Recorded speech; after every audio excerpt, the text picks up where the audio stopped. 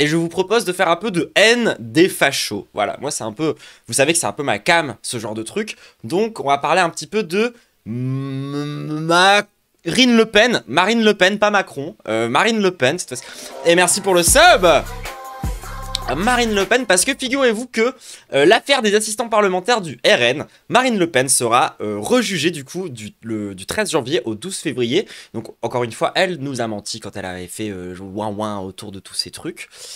La Cour d'appel de Paris a fixé ce lundi la date du procès en appel dans l'affaire des assistants parlementaires du RN, dans laquelle Marine Le Pen a été condamnée à 4... Marine Le Pen a été condamnée à 4 ans d'emprisonnement, dont 2 fermes, 100 000 € d'amende et une peine d'inéligibilité de 5 ans avec exécution immédiate. Le problème, c'est qu'elle est jeune, cette putain de Voldemort. Du coup, elle pourra revenir après 5 ans, mais c'est pas le problème.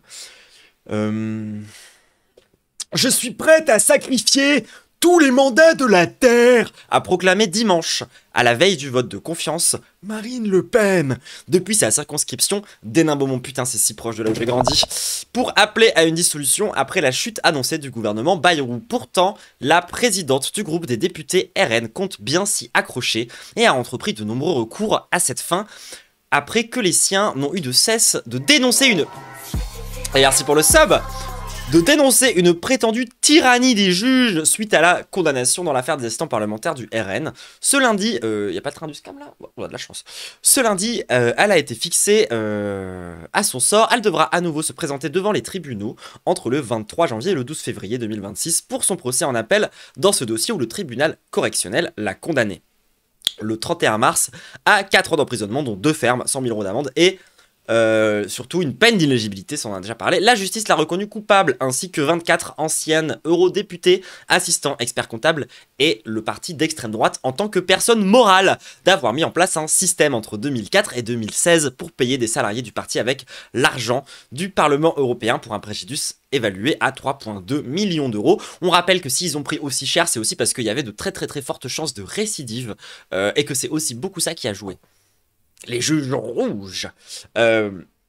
Première levée, premier revers au tribunal administratif de Lille. Si la cour d'appel a accéléré son calendrier afin d'être en mesure de rendre son arrêt à l'été 2026, soit avant la présidentielle, la peine d'inéligibilité de Marine Le Pen l'empêche de fait de se représenter aux législatives en cas de dissolution.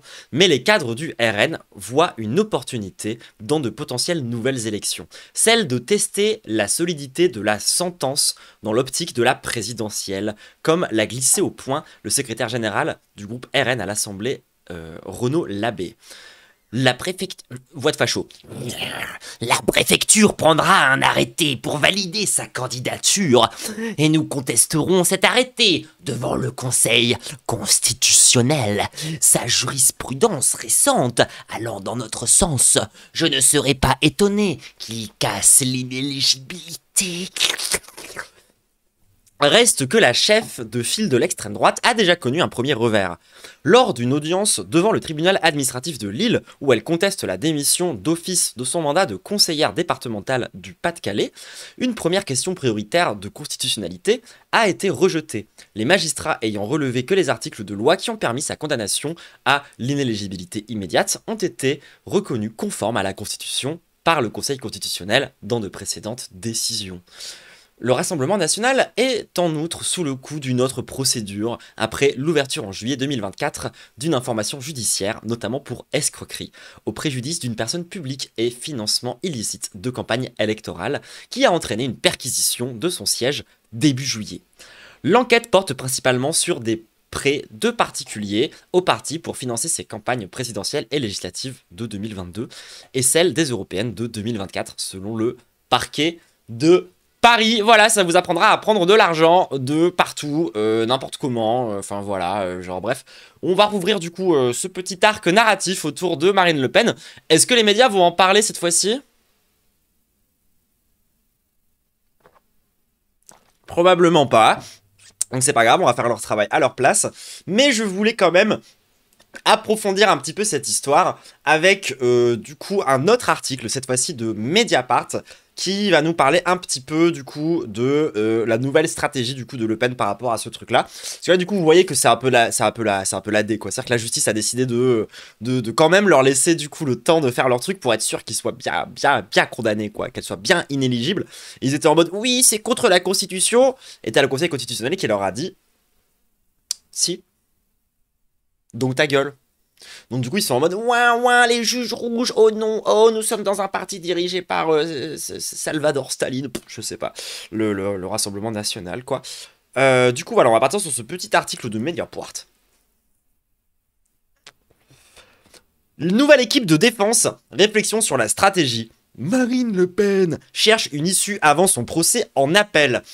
La chef des députés du Rassemblement National sera jugée en appel, ça on l'a déjà dit. Les dates du procès en appel de Marine Le Pen ont été arrêtées lundi 8 septembre dans le cadre d'une audience dite de fixation, qui s'est tenue par pur hasard le jour de la chute programmée du Premier ministre François Bayrou. En vrai, c'est quand même un hasard que j'aime bien un peu. Genre, Bayrou qui saute le même jour où on apprend que Marine Le Pen va encore être jugée par la justice pour être une merde corrompue. Ouah, quelque part, je trouve qu'il y a des hasards qui mettent bien, vous trouvez pas? C'est quand même une grosse journée politiquement.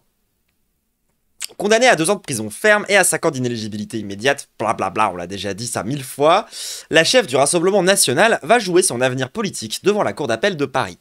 Le délibéré devrait être rendu à l'été 2026, à moins d'1 an du premier tour des élections présidentielles de 2027, à laquelle la dirigeante d'extrême droite n'a pas renoncé à se présenter. En première instance, la présidente du groupe RN à l'Assemblée nationale avait nié en bloc, comme la plupart des 22 autres prévenus, malgré les preuves accumulées au fil de l'enquête judiciaire, l'existence d'un système que le Front National, FN devenu RN, est accusé d'avoir mis en place entre 2004 et 2016. C'est marrant parce que ce système il avait même déjà été dénoncé par des cadres du RN qui avaient fait scission. Pour rémunérer sur fonds européens des cadres et des collaborateurs et collaboratrices du parti. Le tribunal a retenu un préjudice de 4,4 millions d'euros d'argent public, dont 1,8 million d'euros pour la seule Marine Le Pen. Donc cette meuf nous a pris de l'argent à tous, d'accord, hein? C'est ça qu'il faut rappeler quand même aux fachos, c'est qu'ils nous ont déjà pété à notre oseille, en fait. Attendez, c'est qui parle? C'est des magistrats. Comment ça parle, un magistrat? 10 ans après la dénonciation des faits, toutes les personnes condamnées contestent les faits, ce qui est évidemment leur droit. Elles n'ont dès lors exprimé aucune prise de conscience de la violation de la loi qu'elles ont commise, ni, a fortiori, de l'exigence particulière de probité et d'exemplarité qui s'attache aux élus. Ce film raconte leur histoire. Avaient souligné les magistrats dans leur jugement. L'application immédiate de sa peine d'inéligibilité avait alors été justifiée par un risque de récidive, ah bah ça je l'ai déjà dit du coup, selon eux, objectivement caractérisé du fait de l'attitude de l'intéressé et aussi de Bardella. Sidéré par la sévérité d'une condamnation à laquelle personne n'avait cru bon de se préparer au RN, alors qu'il s'agit d'une norme dans ce type d'affaires, Marine Le Pen avait d'emblée choisi de politiser son contre-feu. Le soir du jugement sur le plateau de TF1, la fille de Jean-Marie Le Pen avait fustigé une décision politique fondant l'intégralité de son argumentaire sur l'exécution immédiate, provisoire en jargon juridique, de sa peine d'inéligibilité lui permettant ainsi de dévier l'attention du motif de la condamnation, à savoir qu'elle nous a pris notre oseille. Cette rhétorique avait de nouveau martelé quelques jours plus tard, lors d'un meeting organisé par le RN, place Vauban à Paris, au cours duquel l'ex-avocate avait provoqué des huées de son public vis-à-vis de la juge l'ayant rendue inéligible. Victime de menaces sur les réseaux sociaux, la magistrate a ensuite été placée sous protection. On rappelle que ces fils de pute de chez Frontières avaient aussi publié une liste avec les adresses, tout en doxant évidemment, en grande pompe, un petit peu... tout le monde qui avait travaillé dans cette affaire pour que les gens se fassent harceler. Mais un magistrat, ça a une voix de Z. Ah, ça a peut-être un peu une voix de Z, effectivement. Merci pour mes imitations. J'y travaille. Elles sont pas parfaites, mais franchement, je les aime bien. En fait, j'essaye pas d'imiter, genre, parfaitement les candidats. J'essaye plus de leur faire des voix comme dans les Guignols. Vous voyez ce que je veux dire? Nananananana. La dirigeante d'extrême droite avait aussi insisté pour avoir un procès en appel rapidement, avant la prochaine élection présidentielle, appuyée en ce sens par le ministre de la Justice, l'abject Gérald Darmanin. Ce dernier avait été entendu, le procès de Marine Le Pen et ses complices présumés ayant été programmés si vite qu'il passe avant d'autres dossiers jugés plus tôt que le sien en première instance, à commencer par celui de François Bayrou, dans l'affaire des assistants du Modem, qui n'est toujours pas auditionné. Ah bah dis donc, finalement on va peut-être encore parler de Bayrou dans les prochains jours, mais cette fois-ci parce qu'il va se faire condamner. Ah bah comme quoi c'est vraiment une lente descente aux enfers qui s'annonce pour le Béarnais. Mon imitation de Le Pen est parfaite, c'en est presque flippant. Ah écoutez, j'ai un chat. Hein. L'ancien associé d'Éric Dupond-Moretti consulté. Oula. Pour tenter d'échapper à une inéligibilité de 5 ans prévue par les textes et qui l'empêcherait de se présenter, Marine Le Pen acceptera-t-elle de recevoir sa stratégie de défense? La question anime les supporters de la dirigeante d'extrême droite comme de ses adversaires. Cette fois, un nouvel avocat devrait intervenir en appui de Rodolphe Bosselu, qui conseillait la députée en première instance après avoir mis en relation son ami Alexandre Varro, avocat et eurodéputé RN. Belle brochette de facho. Dans l'entourage de la responsable RN, on prétend aussi que de nombreuses robes noires se sont manifestées ces derniers mois pour lui proposer leur service, plus ou moins formellement, dans la perspective de son procès en appel. L'avocate Solange Doumy, à ne pas confondre avec Solange te parle, qui a défendu en première instance le garde du corps Thierry Légier, lui aussi condamné, fait partie de celles et ceux qui phosphorent discrètement pour la triple candidate à la présidentielle. Contactée, cette dernière n'a pas souhaité faire de commentaires. Dans le sens inverse, son cabinet a approché des pénalistes de renom, n'étant pas étiquetés comme proches du RN pour tenter de normaliser sa défense. Ténor du barreau de Paris, Jacqueline Lafont a notamment plaidé pour Nicolas Sarkozy, Charles Pasqua ou encore Nicolas Hulot. Mais attendez, c'est le chétan cette meuf en fait, comment ça marche?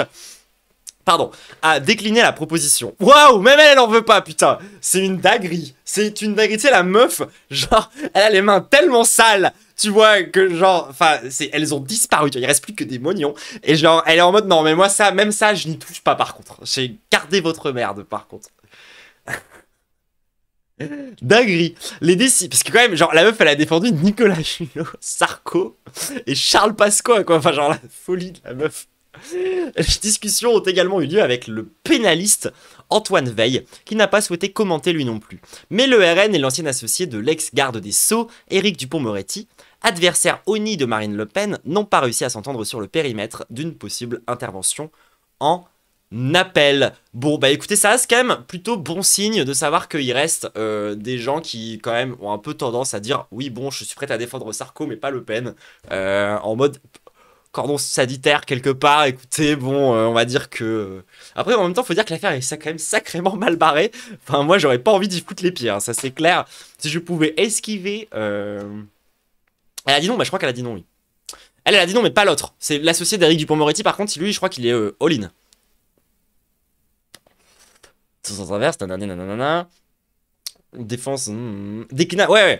Jacqueline Lafont, elle a décliné la proposition. Elle l'a décliné. Trou de souris identifié par l'exécutif. Toutefois, ceux qui encouragent Marine Le Pen à changer de ligne de défense en appel n'ont pour l'instant pas l'impression d'être entendus. Alors qu'elle a déjà perdu, donc c'est quand même un peu con de refaire la même chose. Je doute fort qu'elle entre dans une stratégie de mea culpa vis-à-vis de cette réglementation européenne. Euphémise un juriste, lui ayant soufflé quelques conseils. Attendez, comment ça parle un juriste? Ça la révulse de connaître quelque chose dont elle ne s'estime pas coupable. C'est difficile à croire, mais elle est prête à se sacrifier pour ne pas le reconnaître. Poursuit un avocat proche du RN avant de concéder. Elle connaît le dossier par cœur. Elle est très intelligente et très combative. Mais ça ne suffira pas. Au gouvernement aussi, le sujet a animé les discussions ces dernières semaines. Amené à plancher sur le sujet, un conseiller de l'exécutif a décelé une opportunité pour la dirigeante d'extrême droite puisse présenter sa candidature à l'élection présidentielle. Selon ce raisonnement juridique qui implique de prime abord une forme de mea culpa de la députée devant le tribunal, Marine Le Pen pourrait tenter de solliciter à la réduction de la part immédiate exécutoire de sa peine d'inéligibilité, actuellement de 5 ans, pour la ramener à une période plus courte qui serait épuisée avant la présidentielle. Le reste de la peine, entre parenthèses, part non exécutée provisoirement, ne lui serait infligé qu'une fois ses éventuels recours épuisés après le printemps 2027. Cette incertitude judiciaire ne peut être dissociée de la crise politique actuelle. Depuis plusieurs semaines, les représentants du RN multiplient les interventions publiques pour expliquer qu'ils utiliseront tous les moyens à leur disposition, sur le terrain judiciaire, mais aussi politique, pour tenter que leur championne puisse se présenter. Le 16 juillet, Marine Le Pen expliquait ainsi dans Le Parisien qu'en cas de dissolution que le RN appelle aujourd'hui de ses vœux, elle présenterait quand même sa candidature, pour en faire analyser la validité par le Conseil constitutionnel. Dans le Sud-Ouest, la vice-présidente du parti, Edwige Diaz, est aussi reconnu le 31 août que le parti profiterait d'une dissolution et d'une éventuelle victoire à de nouvelles législatives pour représenter une proposition de loi déposée par son allié Éric Ciotti interdisant l'exécution provisoire des peines d'inéligibilité rétroactive. Celle-ci permettrait alors à Marine Le Pen de se présenter en 2027. Notre boussole ne sera jamais notre intérêt personnel, a-t-elle jugé utile de promettre à ses électeurs et électrices dimanche lors de sa rentrée dans son fief à Hénin-Beaumont. Donc, la nouvelle stratégie de Marine Le Pen pourrait bien être de finalement quand même un petit peu s'excuser. Cependant, elle n'a pas vraiment l'air de prendre cette direction. Donc, tant qu'elle ne prend pas cette direction, on est plutôt rassuré. Parce qu'a priori, tant qu'elle reste du coup dans son espèce de théorie du complot insupportable, elle va encore se faire condamner et encore condamner très très fort. Et genre ça va pas bouger quoi a priori par rapport à ce qui se passait avant. Par contre si elle a fait effectivement une espèce de mea culpa, elle peut essayer quand même de griller quelque chose quoi. Après voilà, c'est pas pour autant qu'il faut qu'on ait peur de la dissolution de Macron. Genre c'est pas parce que genre effectivement si Macron dégage maintenant techniquement, j'ai un petit peu l'impression qu'elle peut se présenter.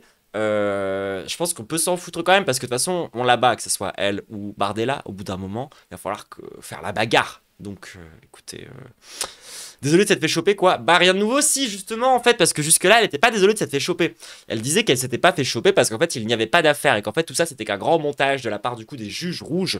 Mais alors, moi, je pense quand même qu'il y a un monde dans lequel la justice est peut-être un petit peu trop, comment on dit déjà, corporatiste. C'est-à-dire que les juges aiment bien défendre les juges, etc., etc., etc., pour la laisser passer. Très honnêtement, vu qu'elle s'est amusée à cartoucher le plus possible la justice dans ce pays après son jugement, je pense que les juges vont être particulièrement rigoureux par rapport à elle et vont la niquer, quoi. Tu sais, c'est quoi le plus flippant? Qu'elle ne puisse pas se présenter ou qu'elle avoue et qu'elle puisse se présenter.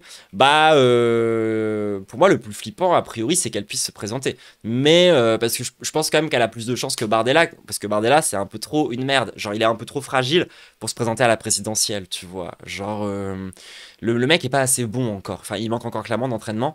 Donc, je préférais combattre un Bardella à la présidentielle qu'une Marine Le Pen, ça c'est clair. Mais parce que je pense qu'il a plus de chances de se viander en fait et de se prendre les pieds dans le tapis. Mais tout le monde n'est pas forcément d'accord avec cette analyse. Donc en fait, au final, la vérité c'est que l'affaire sur Marine Le Pen, elle nous sert surtout à nous faire plaisir et à rappeler un truc pour moi qui est important. C'est-à-dire que ça soit Le Pen ou que ça soit le Bardella, en fait, pour moi ça va être un peu difficile pareil. Par contre, ça veut dire qu'on a des éléments de langage qu'il faut qu'on martèle autour du fait que c'est un parti de ripoux, que c'est des gens qui nous volent notre argent alors qu'ils sont même pas encore au pouvoir, que c'est un parti de corrompus comme les autres, qui valent pas mieux que Sarko. Tu vois ce que je veux dire?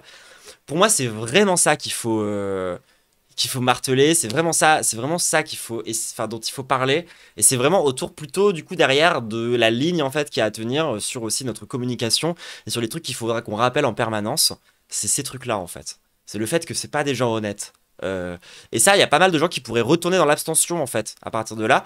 Et c'est plus au niveau de cette stratégie-là, de faire en sorte que des obsessionnistes qui se sont mis à voter pour le RN arrêtent de voter. à travers du coup cette histoire de tous pourris, je sais pas quoi, tu vois, et de vraiment essayer d'en jouer au maximum. Pour moi, c'est l'intérêt principal du coup de cette histoire. Donc au final, qu'elle s'en sorte ou qu'elle s'en sorte pas, pour moi, c'est déjà un peu gagné, parce que sa réputation, elle est vraiment salie, tu vois, et son nom, il est terni, a priori, par cette histoire. Donc, bah, quelque part, on a déjà gagné hein, par rapport à ça. Enfin, à condition, du coup, qu'on ait cette stratégie et qu'on ne laisse pas ce truc disparaître dans les méandres de l'enfer, quoi. Et ne surtout pas les laisser utiliser leur concept d'antisystème pour essayer de s'en sortir et essayer de jouer sur un truc antisystème. Ils peuvent pas être à la fois autant hégémoniques et autant antisystème. Ils ont voté à plus de 80% avec Macron, tu vois, depuis le gouvernement Bayrou. En fait, c'est pas possible. C'est des trucs qu'il faut marteler, je pense. Bref, on va conclure là-dessus, je pense. On va continuer à suivre du coup ce qui se passe avec la mère Le Pen et ses 347 dents qui se YouTube. Nous, on va faire une dernière actualité avant de passer à l'affaire Portmanov.